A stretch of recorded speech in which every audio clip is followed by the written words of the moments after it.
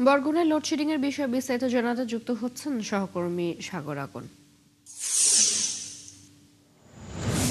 সাগর, কি পরিমাণ বরফ উৎপাদন হচ্ছে, এতে জেলেদের কতটুকু চাহিদা মেটানো সম্ভব এবং সংকট সমাধানের বিষয়ে কি বলছে সংশ্লিষ্ট কর্তৃপক্ষ? চৈতি, আপনি যেমনটি বলছিলেন যে আসলে যে বরফ উৎপাদনে ব্যাহত হচ্ছে, যে বাংলাদেশের যে দেশের দ্বিতীয় বৃহত্তম যে মৎস্য অবতরণ কেন্দ্র পাথরঘাটা, সেই পাথরঘাটা কিন্তু বরফ উৎপাদন ঠিক মতো হচ্ছে না।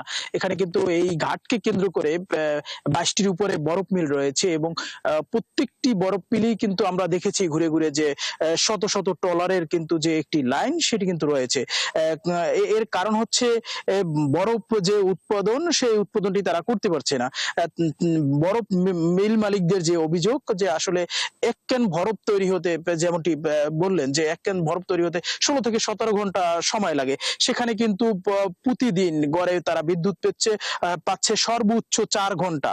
আমরা কথা বলেছি যারা বিদ্যুৎ বিভাগ রয়েছে, পাথরঘাটা ডিজিএম যে পল্লী বিদ্যুতের, তার সাথে তিনি যেটি আমাদেরকে জানিয়েছে যে আসলে পাথরঘাটায় তাদের যে সর্বোচ্চ চাহিদা হচ্ছে 14 মেগাওয়াট, কিন্তু সেখানে তারা সরবরাহ পাচ্ছেন সর্বোচ্চ 5.5 মেগাওয়াট পর্যন্ত, কিন্তু সেটিও হচ্ছে রাতে।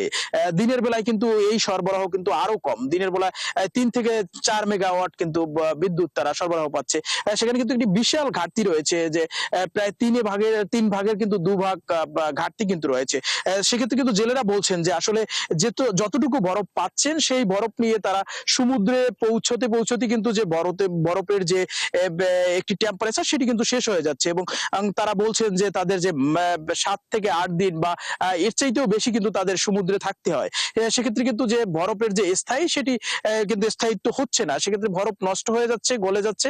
সেক্ষেত্রে কিন্তু মাছও নষ্ট হয়ে যাচ্ছে, এবং এই যে মাছের প্রভাব সেটি কিন্তু সারা বাংলাদেশেই পড়ছে, এবং এখানে কিন্তু দেখা গেছে যে 13 থেকে 14টি জেলা থেকে কিন্তু যে মৎস্যজীবী যারা রয়েছেন তারা কিন্তু এই মৎস্য পেশার সাথে, ব্যবসার সাথে জড়িত, তারা কিন্তু এখানে মাছ ক্রয় করতে আসেন, এবং এখান থেকে দেশ সহ দেশের বাইরেও কিন্তু এই মাছ যায়। কিন্তু আমরা কথা বলেছি মৎস্য বিভাগের সাথে, মৎস্য বিভাগ যেটি জানিয়েছে যে তারা এটি ঊর্ধ্বতন কর্তৃপক্ষকে জানাবেন যে শুধু পাথরঘাটা মৎস্য অবতরণ কেন্দ্রে জানি বিদ্যুতের জন্য সরবরাহ বাড়ানো কিভাবে যায় সে ব্যাপারে তারা ব্যবস্থা নিবেন, এবং যারা মৎস্যজীবী জেলেরাও রয়েছেন তারাও কিন্তু আশা করছেন যে এর ব্যবস্থা কিন্তু যদি মৎস্য বিভাগ নেয় সেক্ষেত্রে যে মাছের যে ঘাটতি সেটি পূরণ হবে, এবং জেলেদের যে আশা সেটিও পূরণ হবে।